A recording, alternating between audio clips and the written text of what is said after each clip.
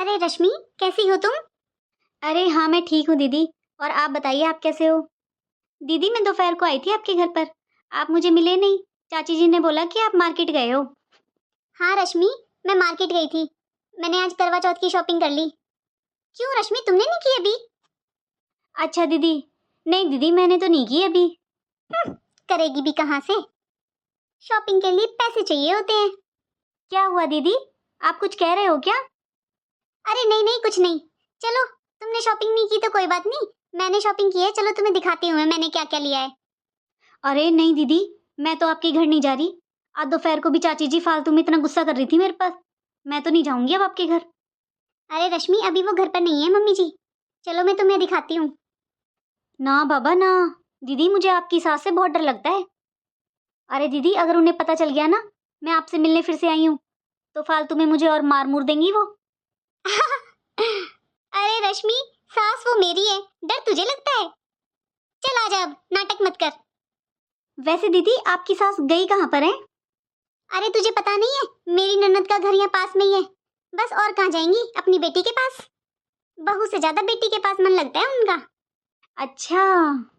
अरे तू ये सब छोड़, मैं भी सामान लेकर आती हूँ, बैठ तू। देख रश्मि, मेरी साड़ी बनारसी सिल्क में है ये। तुझे पता है, पूरे 15,000 की है ये साड़ी। दीदी, 15,000 की? अरे, इसमें क्या है दीदी 15,000 का? मुझे तो इसमें कोई वर्क भी नजर नहीं आ रहा है। अरे दीदी, 15,000 का सूट लिया है आपने, थोड़ी बहुत एम्ब्रॉयडरी तो होनी थी ना इसमें। तू ये बता, कैसी लग रही तुझे साड़ी? अरे दीदी, साड़ी तो बहुत सुंदर है, और आप ही ले सकती हो इतनी महंगी महंगी साड़ियाँ। अरे मेरे पति की तो सैलरी ही 15,000 है। मैं तो दीदी कभी नहीं ले सकती इतनी महंगी साड़ी। अरे रश्मि, अब ना वर्क की साड़ियों का फैशन नहीं है। तुझे पता है, जितनी साड़ी सिंपल होती है ना, वो उतनी ही कॉस्टली होती है। और तुझे पता है, मैंने यहाँ एवं ही किसी शॉप से नहीं ली है ये साड़ी। मैं सुपर मॉल से लेकर आई हूँ ये साड़ी। प्योर बनारसी सिल्क है ये। अच्छा दीदी, वो क्या है ना, मैं इतनी महंगी साड़ियाँ खरीदती नहीं हूँ, तो मुझे थोड़ा नॉलेज नहीं है दीदी। कोई बात नहीं, अब देख ले। अच्छा रुक, मैं तुझे अपना सेट भी दिखाती हूँ। मैंने गोल्ड का सेट भी लिया है। ले, देख मेरा सेट। अरे वाह दीदी। दीदी, ये प्योर गोल्ड है क्या? रश्मि तू भी ना, और क्या मैं आर्टिफिशियल लूंगी? बहुत सुंदर है दीदी। दीदी, आपने तो सारी शॉपिंग कर ली करवा चौथ की। अरे और नहीं तो क्या, मैंने तो सारी शॉपिंग कर ली। अच्छा दीदी, आपने चाची जी की तो साड़ी दिखाई ही नहीं। अरे रश्मि, सास की साड़ी का क्या करना है? तू मेरी साड़ी, मेरी शॉपिंग, मेरी ज्वेलरी देखना। सास की साड़ी से तुझे क्या मतलब? अरे नहीं दीदी, सास के लिए साड़ी तो बहुत जरूरी होती है। दीदी, आपकी साड़ी, आपकी ज्वेलरी, आपका सारा सामान बहुत अच्छा है, लेकिन दीदी सास के लिए भी लेनी थी आपको। आपको पता है दीदी, मैं अपने लिए रहने देती हूँ, लेकिन मैं सास के लिए जरूर लेकर आती हूँ। अरे सास के लिए शगन तो बहुत जरूरी होता है। अरे दीदी, आपको अपनी सास के लिए भी साड़ी लानी चाहिए थी। अरे रश्मि, तू इतना ज्ञान क्यों बांट रही है यार? मुझे मुझे भी पता है कि सास को साड़ी देनी है, मैं भी देती हूँ मम्मी जी को साड़ी। लेकिन मेरा मतलब ये है कि उसके लिए जरूरी थोड़ी ना है कि हम मार्केट से ही जाकर नई साड़ी लेकर आएंगे। अरे मेरे पास ना कई साड़ियाँ पड़ी हुई हैं, उनमें से कोई सी उठा कर दे दूंगी मम्मी जी को, उनका क्या है। बुरा मत मानना दीदी, आप अपनी 15,000 की साड़ी लाई हो। आप अपनी साड़ी 10,000 की भी ले आती, 5,000 की साड़ी चाची जी के लिए भी ले आती। लेकिन दीदी, मेरा मानना तो यही है कि सास को ना पुरानी साड़ियाँ नहीं देनी चाहिए। जब आप अपने लिए नया लेकर आई हो, तो उनके लिए भी आपको नई साड़ी लानी चाहिए थी। आखिर बेटा तो उन्हीं का ही है ना, जिसकी कमाई से आप ऐश करती हो। और कुछ नहीं दीदी, आपकी सास भी खुश हो जाती। अरे मुझे पता है तू मुझसे जल रही है। तू खुद तो इतनी महंगी शॉपिंग कर नहीं सकती है, इसलिए मुझे फालतू में ना ज्ञान बांट रही है। सास की साड़ी, सास की साड़ी। अरे मुझसे ही गलती हो गई, जो मैंने तुझे अपना सामान दिखा दिया, तुझे बुला लिया। मुझे क्या पता था तू मुझसे इतनी जलती है। दीदी, मुझे जो सही लगा मैंने वो आपके सामने बोल दिया। अच्छा दीदी, सॉरी अगर आपको बुरा लगा हो तो। मैं चलती हूँ दीदी। आंटी जी आप? नमस्ते आंटी जी।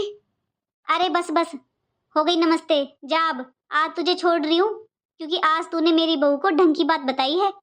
वरना तो तू कान भर नहीं आती है हमेशा। तेरा तो काम ही है इधर की उधर लगाने का, इसलिए मैं तुझे नहीं आने देती अपने घर पर। लेकिन आज तो तेरी बातें सुनकर मैं तो खुश हो गई। जा अब यहाँ से। और तू बता, क्या बोल रही थी कि सास की साड़ी की क्या जरूरत है? मैं ना यहीं पर खड़ी होके सारी बातें सुन रही थी तुम दोनों की। वो मम्मी जी, आपने कुछ गलत सुना होगा।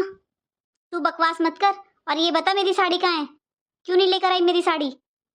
मेरे बेटे ने तुझे पैसे दिए थे ना मेरी साड़ी के लिए, फिर कहाँ कर दी तूने वो पैसे? सॉरी मम्मी जी, मैंने सारे पैसों की अपनी शॉपिंग कर ली। सॉरी मम्मी जी, आपकी साड़ी तो नहीं आ पाई। और तू सुबह क्या बोल रही थी मेरे बेटे से? मम्मी जी के लिए शॉपिंग करनी है, 50,000 रुपए एक्स्ट्रा लिए थे ना तूने। मम्मी जी, आप चुप चुप कर हमारी बातें सुनती हो, इसका मतलब आप जासूसी करती हो हमारी।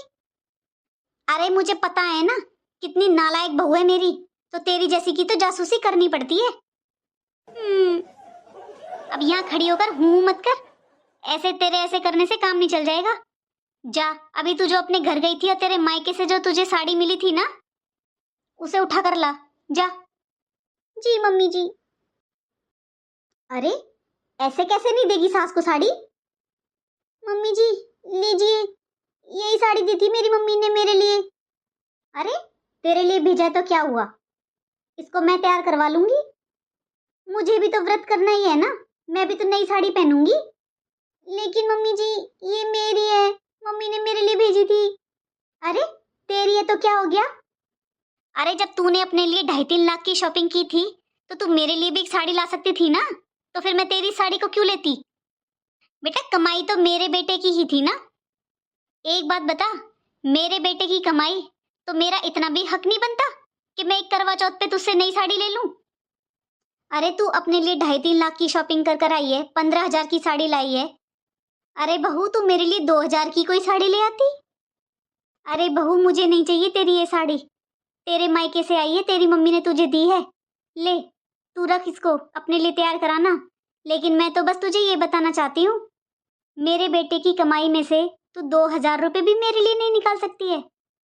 अरे बहू पूरी साल में 1 या 2 त्योहार आते हैं जिसमें सास को कुछ दिया जाता है, और वही तुम बहुओं को याद नहीं रहता।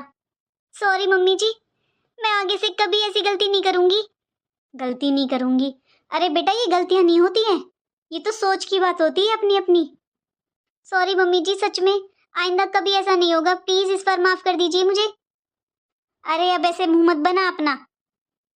बहू मेरे घर में किसी चीज की कमी नहीं है, इस घर में मैं चाहूँ तो एक की जगह 4 साड़ी ले आऊं अपने लिए और तेरे लिए भी, लेकिन बस मैं ये बता रही हूँ रीति रिवाजों के बारे में। सास को देने के लिए साल में 1 या 2 त्योहार आते हैं, ये बस। बहू ये रिवाज होता है कि करवा चौथ पर सास के लिए कुछ ना कुछ लेकर आते हैं, मिनस के देते हैं सास को। लेकिन आजकल पता नहीं क्या रिवाज बना लिया है लोगों ने, जो पहला त्योहार आता है ना शादी के बाद, पहला करवा चौथ आता है, उस पर बहू के मायके से आ जाता है, उसको दे देते हैं सास को, उसके बाद रिवाज खत्म कर देते हैं। अरे मायके वालों की कोई जिम्मेदारी नहीं होती है। अरे बहू बेटे के पीछे आ रखी है, बेटा किसका है? सास का। तो बेटे की कमाई भी किसकी हुई?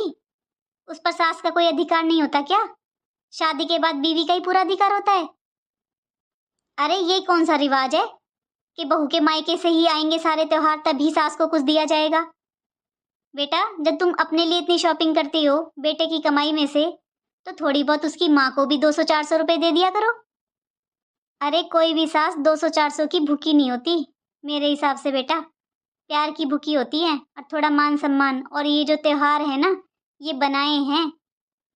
हाँ मैं आप सबसे भी कह रही हूँ कि सभी बहन बेटी सभी बहुएं करवा चौथ का व्रत करें और अपनी माँ के लिए अपनी सास के लिए कुछ ना कुछ तोहफा जरूर लेकर आएं, जो तुमसे बन पड़े। अरे ये कोई रिवाज नहीं है कि तुम बहुत महंगी महंगी साड़ियाँ लाओगे, बहुत सारे महंगे महंगे गिफ्ट लाओगे, नहीं, ये तो एक रिवाज है, शगन होता है ये।